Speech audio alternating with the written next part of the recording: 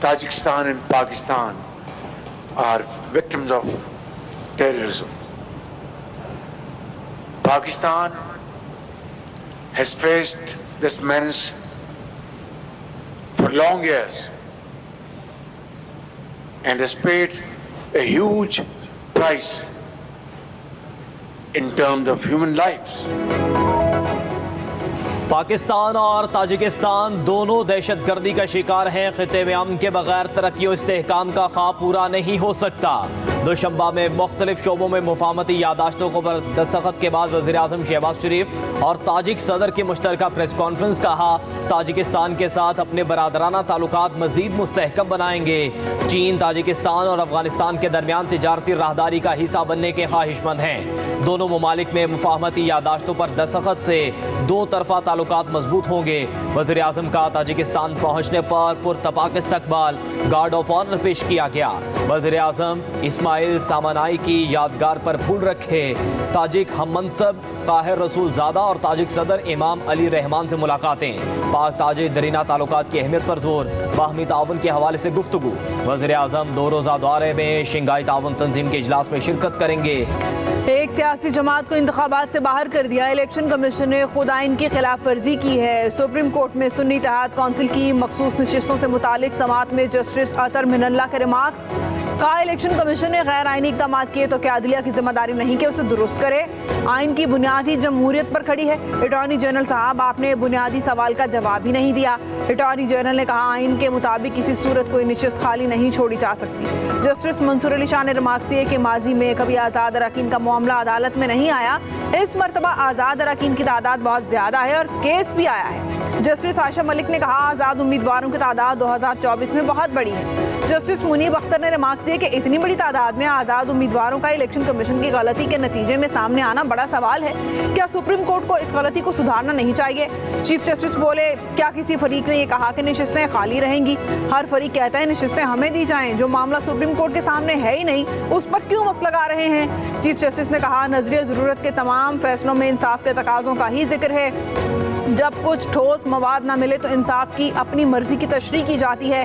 कहा, कुछ जजेस दाना होंगे, मैं इतना दाना नहीं। पाकिस्तान को एक बार आइन के रास्ते पर चलने दें। अटॉर्नी जनरल ने दलाइल मुकम्मल कर लिए। केस की मजीद समाअत मंगल तक मुलतवी।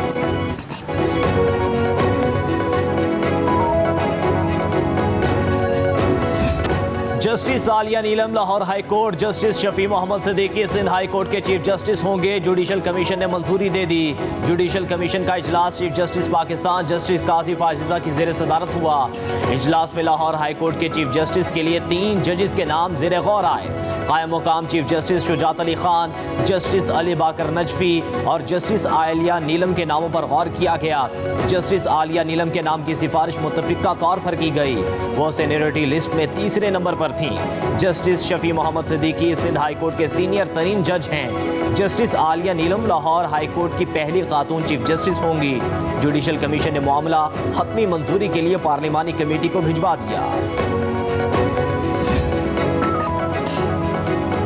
जस्टिस आलिया नीलम ने पंजाब यूनिवर्सिटी लॉ कॉलेज से 1995 में कानून की डिग्री हासिल की। 1996 में प्रैक्टिस का आगाज किया।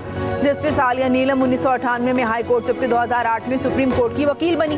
2013 में लाहौर हाई कोर्ट की एडहॉक जज के तौर पर तैनात हुई। 2015 में लाहौर हाई कोर्ट की मुस्तकिल जज बन गई। जस्टिस मोहम्मद शफी सिद्दीकी ने 1992 में बतौर एडवोकेट अपने करियर का आगाज किया। 1994 में एडवोकेट हाई कोर्ट, 2008 में बतौर सुप्रीम कोर्ट एडवोकेट काम किया। 2012 में सिंध हाई कोर्ट के जज तैनात हुए। जस्टिस मोहम्मद शफी सिद्दीकी बतौर कायम मुकाम chief justice Sindh high court फराइज अंजाम दे रहे हैं।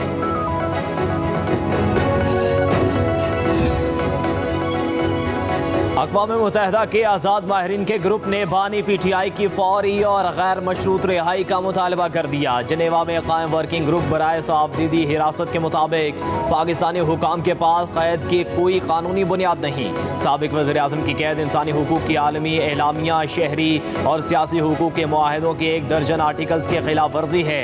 बानी PTI के खिलाफ इस्तग़ासा शुरू से ही कानून के दायरे में नहीं था। मज़ाहिर इनको सज़ा का मकसद इंतखाब लड़ने से नाअहल करार करार देना था। वर्किंग ग्रुप ने पाकिस्तानी हुकूमत से दरख्वास्त की है कि वो सूरत हाल को आलमी उसूलों के मुताबिक लाने के लिए ज़रूरी इक़दाम उठाए। ये वर्किंग ग्रुप अक़वाम मुत्तहिदा के इंसानी हुकूक कौंसिल को रिपोर्ट करता है। वफाकी वज़ीर कानून सेनेटर आज़म नज़ीर तार ने बानी PTI की गिरफ्तारी और ज़ेर इल्तवाम मुकदमात को पाकिस्तान का दाखिली मामला करार दे दिया। अक़वाम मुत्तहिदा के वर्किंग ग्रुप की रिपोर्ट पर रद्द-ए-अमल में कहा, खुद मुख्तार रियासत के तौर पर पाकिस्तान में अदालतों के जरिए आइन और मरवजा कानून पर अमल होता है। बानी PTI को मुल्की आइन और कानून और आलमी उसूलों के मुताबिक तमाम हुकूक हासिल हैं। वो एक सज़ा याफ्ता कैदी के तौर पर जेल में है। वज़ीर कानून के मुताबिक कई मुकदमात में बानी PTI को रिलीफ मिलना शफाफ और मुनसिफाना ट्रायल और अदालती निज़ाम का मसर है। आइन, कानून और आलमी उसूलों से मावरा कोई भी मुतालबा इम्तियाजी, जानिबदाराना और अदल के मुनाफी कहलाएगा।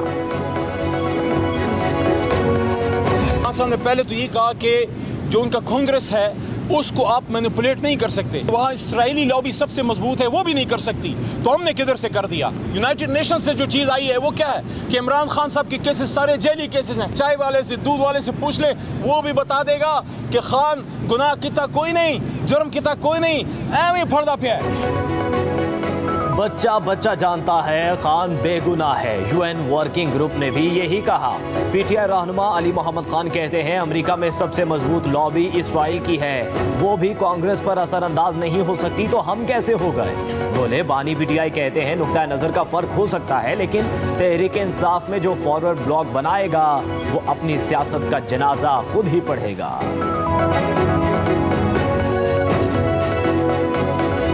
जो साजिश ये 2 साल चाहते रहे, साइफर का नाम लेकर ये साजिश हो गई, मीर जाफर पड़ गए, मीर सादिक पड़ गए।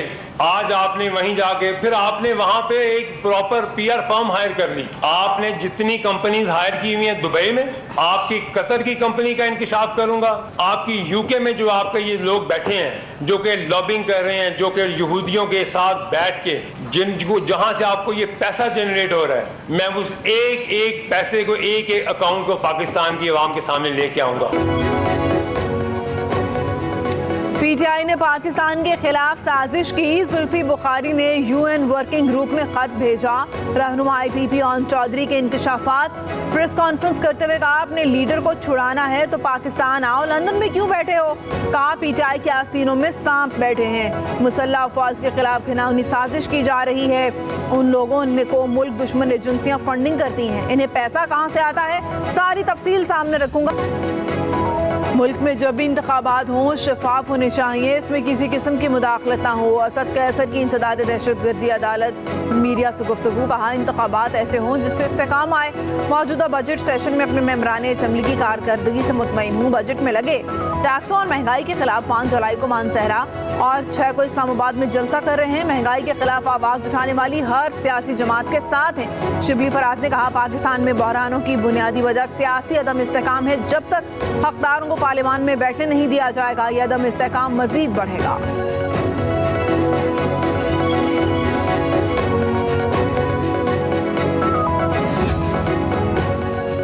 साबिक वज़ीर आज़म शाहिद हकान अब्बासी कहते हैं हुक्मरान कर्जे लेकर वोट खरीदना चाहते हैं। इतना टैक्स लगा दिया गया कि एक्सपोर्ट करना मुश्किल है। हुकूमत टैक्स लगा रही है, अपने खर्चे कम नहीं कर रही। कहा जब तक नैब रहेगा ये मुल्क तरक्की नहीं कर सकता। जो ऑपरेशन मुल्क दुश्मन के खिलाफ होगा हमें उसकी हिमायत करनी पड़ेगी। MQM के दोस्तों ने एक प्रेस कॉन्फ्रेंस की जिसको एड्रेस किया वो जो बेबस इनके कन्वीनर हैं खालिद मकबूल साहब, और हमेशा की तरह नफ़रत की उस सियासत को आगे बढ़ाने की कोशिश की। हम तो बार बार इस उम्मीद का इज़हार करते हैं कि ये एक नई MQM जो वजूद में आ गई, लेकिन इन्हें जब जहाँ मौका मिलता है ये साबित करते हैं कि आज भी पैरोकार उसी सियासत के हैं, उसी लीडर के हैं जिसने इस सूबे के अंदर लोगों में नफ़रतें पैदा की। जब भी सिंध में बेहतरी आना शुरू हो तो MQM जहर उगलने लगती है। रहनुमा पीपल्स पार्टी सईद गनी भी मुत्तहिदा कौमी मूवमेंट पर बरस पड़े। कहा मुत्तहिदा को नफरत का सबक बानी MQM ने पढ़ाया। उनको जब मौका मिलता है साबित करते हैं कि वो उसी लीडर के पैरोकार हैं। सोचा था कि नई MQM पुरानी रविश छोड़ देगी। खालिद मकबूल सिद्दीकी ने नफरत की सियासत आगे बढ़ाने की कोशिश की।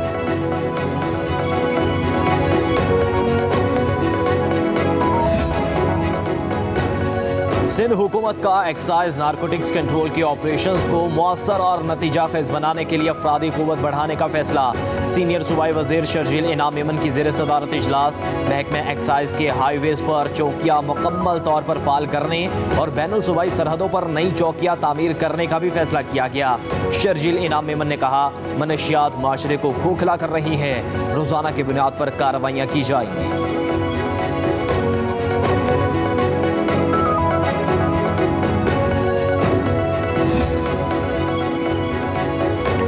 अवाम को महंगाई से निजात दिलाने का आज़म गैर मुतज़लज़ल है। ज़ख़ीरा अंदोज़ी करने वालों को अवाम के मुफादात से खेलने की इजाज़त नहीं दी जा सकती। वज़ीर आला पंजाब मरियम नवाज़ का इजलास से खिताब। आला सतह के इजलास में वज़ीर आला को पंजाब इन्फोर्समेंट रेगुलेटरी अथॉरिटी के मुजव्वज़ा स्ट्रक्चर के बारे में तफसीली ब्रीफिंग।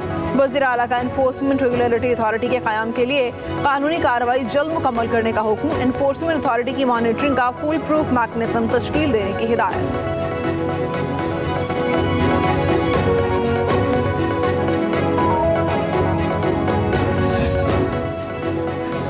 पीटीआई की मौजूदा क़यादत मुश्किल वक्त में फवाद चौधरी की तरह भागी नहीं। तहरीक इंसाफ के रहनुमा शेर अफजल मरवत की फवाद चौधरी पर कड़ी तनकीद। कहा, फवाद चौधरी पुलिस को देखकर जिस तरह भागे, इससे पूरी तहरीक इंसाफ का सर शर्म से झुक गया। बोले, फवाद चौधरी का हक नहीं बनता कि पीटीआई की मौजूदा क़यादत पर तनकीद करें या किसी को मशवरा दें। क़यादत कितनी ही नाकाम क्यों ना हो, लेकिन फिर भी बानी पीटीआई के साथ खड़ी रही। फवाद चौधरी ने जवाब में कहा, शेर अफजल मरवत और रऊफ हसन कभी काउंसलर भी नहीं बन सकते। बानी पीटीआई को जेल से बाहर आने से रोकना उनका एजेंडा है।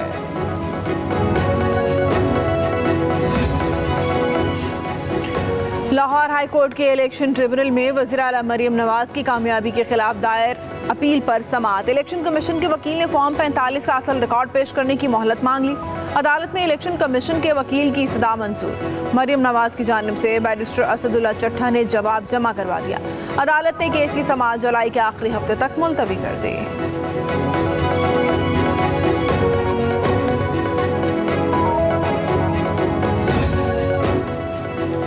190 मिलियन पाउंड केस में बुशरा बीबी की जमानत मंजूर। एहतसाब अदालत के जज मोहम्मद अली वड़ाइश ने दरख्वास्त जमानत मंजूर की।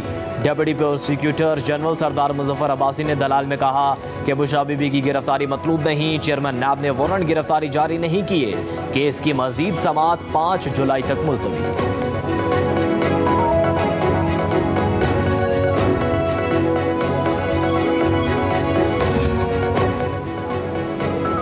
इंसदाद दहशतगर्दी अदालत इस्लामाबाद ने वज़ीर आला खैबर पख्तूनख्वा अली अमीन गंडापुर के नाकाबिल जमानत वारंट गिरफ्तारी जारी कर दिए। अली अमीन गंडापुर के वारंट गिरफ्तारी अदम पेशी पर जारी किए गए। अली अमीन गंडापुर की हाजिरी से इस्तिस्ना की दरख्वास्त मुस्तरद। वज़ीर आला KP के खिलाफ थाना I9 में अक्टूबर 2022 में इलेक्शन कमीशन के फैसले के खिलाफ एहतजाज का मुकदमा दर्ज है। टोटल पेंशन 35,000 रुपया है। 40,000 रुपया बिल आ गया। ये मैं कहाँ से दूंगा? सफ़ेद पोश आदमी है हम, फ्रिज भी नहीं है, वो भी नहीं है, कुछ भी नहीं है। वॉशिंग मशीन कपड़े धो के हम हाथों से कपड़े धोते हैं। 1.5 मरले का घर है हमारा, देख सकते हैं। बिजली के भारी बिलों ने शहरियों की कमर तोड़ दी। हरबंसपुरा के गरीब माजूर पेंशनर को एक कमरे के घर का बिल 40,000 रुपए आ गया। घर में एक पंखा चलता है। बुजुर्ग पेंशनर भारी बिल अदा करने के लिए घर का सामान बेचने पर मजबूर।